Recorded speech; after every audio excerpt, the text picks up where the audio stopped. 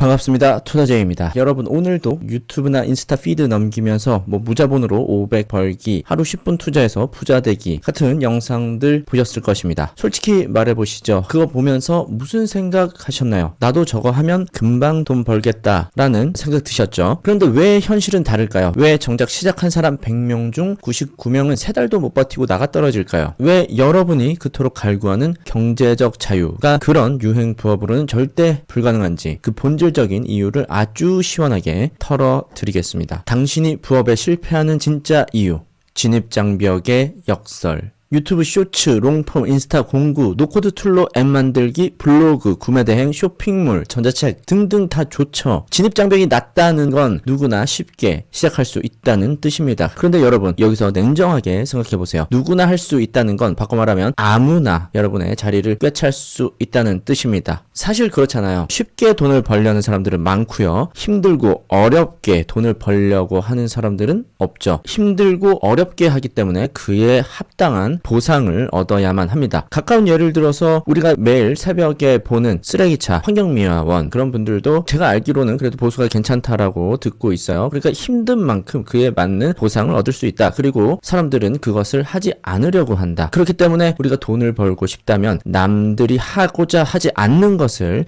해야 한다라고 말씀을 드리는 것이죠. 사람들은 와 쉽다 하고 달려들겠지만 그건 마치 입구는 넓은데 안으로 갈수록 산소가 부족해지는 동굴과 같습니다. 경쟁자는 수만 명인데 파이는 정해져 있죠. 결국 남는 건 시간 노가다와 단가 경쟁 뿐입니다. 오늘 제가 하고 싶은 이야기는 단순히 코딩이 좋다는 이야기가 아닙니다. 기술이 가진 확장성이 어떻게 여러분의 시간을 레버리지로 바꾸는지, 그리고 왜 다른 부업들이 가진 편협한 능력이 여러분을 가난한 성실함에 가두는지 그 무서운 차이를 보여드리려 합니다.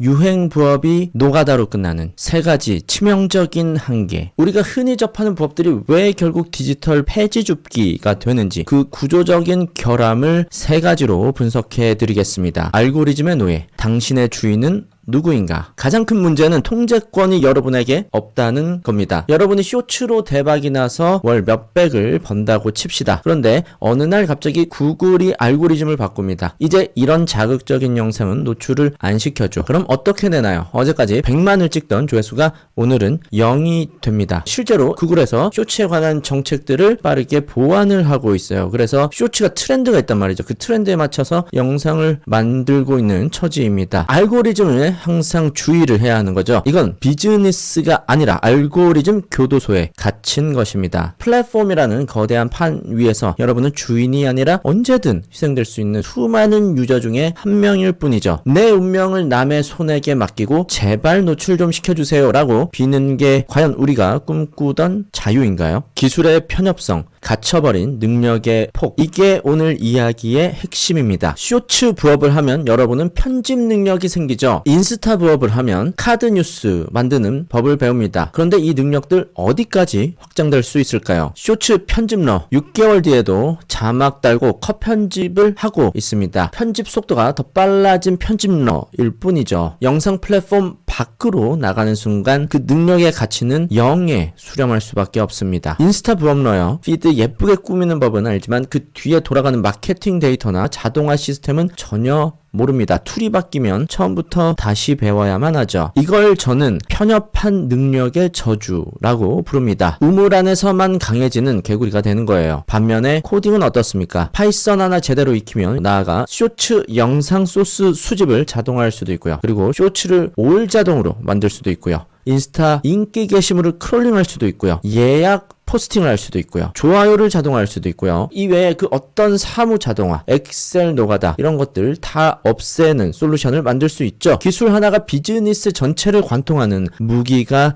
되는 것이죠. 기술 하나가 비즈니스 전체를 관통하는 무기라는 것을 다음 시간에는 더 증명해 드리도록 하겠습니다. 3번째, 무한 경쟁과 단가 후려치기, 지옥의 레드오션.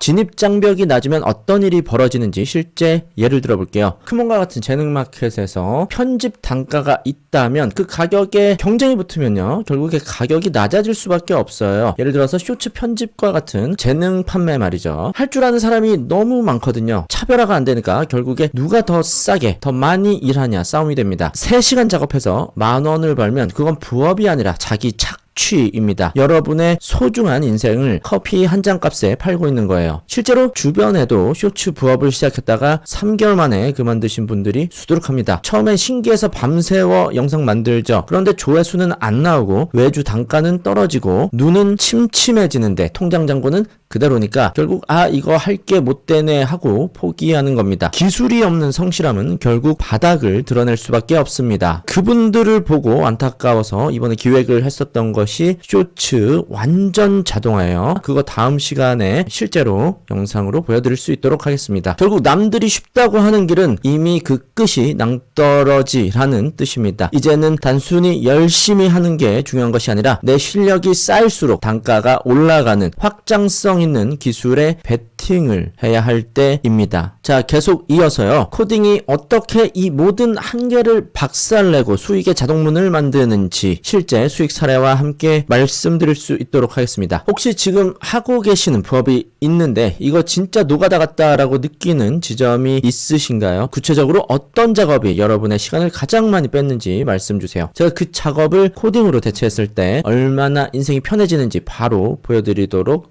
하겠습니다. 제가 왜 그렇게 유행 부업들이 부정적이라고 말씀드리고 코딩을 찬양할 수밖에 없는지 그 결정적인 차이를 보여드릴게요. 한마디로 요약하면 이겁니다. 다른 부업들은 내 시간을 갉아먹는 삽질이라면 코딩은 나 대신 일할 포크레인을 설계하는 기술입니다. 코딩 수익화, 왜 확장성과 기술 폭의 끝판왕인가? 단순히 돈을 많이 번다는 소리가 아닙니다. 수익의 질과 범위 자체가 다릅니다. 첫 번째, 도구를 만드는 사람 vs 도구를 쓰는 사람, 확장성의 차이.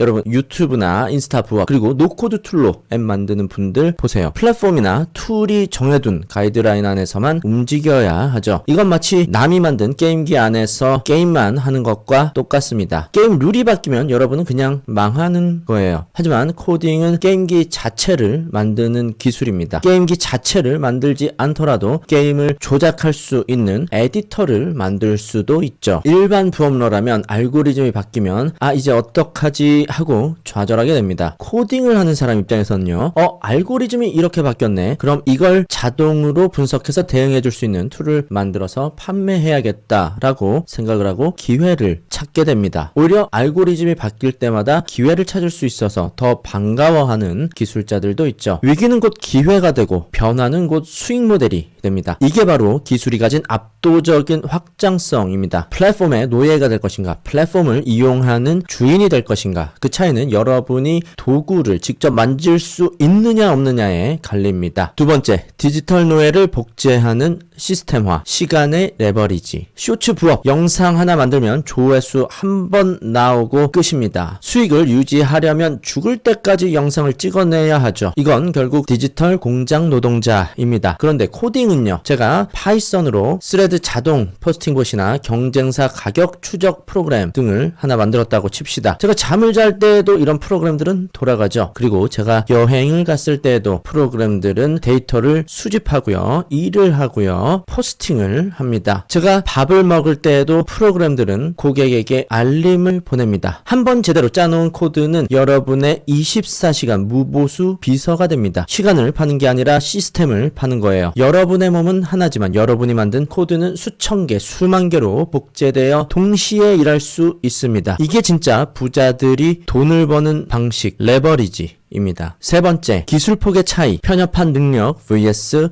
전천후 무기. 이게 진짜 무서운 점이거든요. 다른 부업들은 실력이 늘수록 그 분야의 고인물이 될 뿐이지만 코딩은 실력이 늘수록 정복할 수 있는 영토가 넓어집니다. 예를 들어보자면요, 어떤 쇼핑몰 사장님이 매일 4시간씩 주문 내역을 엑셀로 정리한다라고 합시다. 그러면 일반적인 부업러라면 제가 대신 타이핑해 드릴게요, 시급 10,000원만 주세요 라고 하고 타협을 하겠죠. 이것이 바로 편협한 능력이고요. 코딩을 하는 사람은요, 사장님 제가 30분 만에 끝나는 자동화 버튼 만들어 드릴게요. 대신 100만원 주세요. 이런 부분이 바로 기술의 확장성이 될 수 있죠. 누가 더 가치가 있나요? 사장님 입장에서는 매달 나가는 인건비 수백만원을 아껴주는 여러분의 코드가 100만원보다 훨씬 비싼 가치를 가진다고 생각합니다. 여러분은 1시간 코딩하고 100만원을 받는 거예요. 이게 바로 기술의 희소성과 압도적인 단가의 비결입니다. 네 번째, 실제 체감되는 능력의 차이. 쉽게 비유해 볼게요. 쇼츠 부업은요, 낚시터에서 남이 던져주는 미끼, 즉 알고리즘을 기다리며 낚싯대를 들이우고 있는 것이고요. 코딩 수익화는요, 낚시터 물기를 바꾸고 자동으로 물고기를 가두는 그물을 짜고요. 나중에는 그 낚시터 자체를 자동화 시스템으로 관리하는 것이죠. 어떤 인생이 더 짜릿할 것 같나요? 남이 짜놓은 판에서 눈치 보며 사는 인생은 이제 그만합시다. 코딩이라는 무기를 들면 여러분은 어떤 비즈니스이든 여러분 입맛대로 요리할 수 있는 디지털 셰프가 될 수 있습니다. 여러분이 지금 배우고 있는 그 기술 1년 뒤에도 가치가 있을까요? 아니면 AI가 1초 만에 대체할 수 있는 일일까요? 코딩은 AI를 부리는 기술입니다. 대체당하는 쪽이 될지 대체하는 기술을 가질지 선택은 여러분의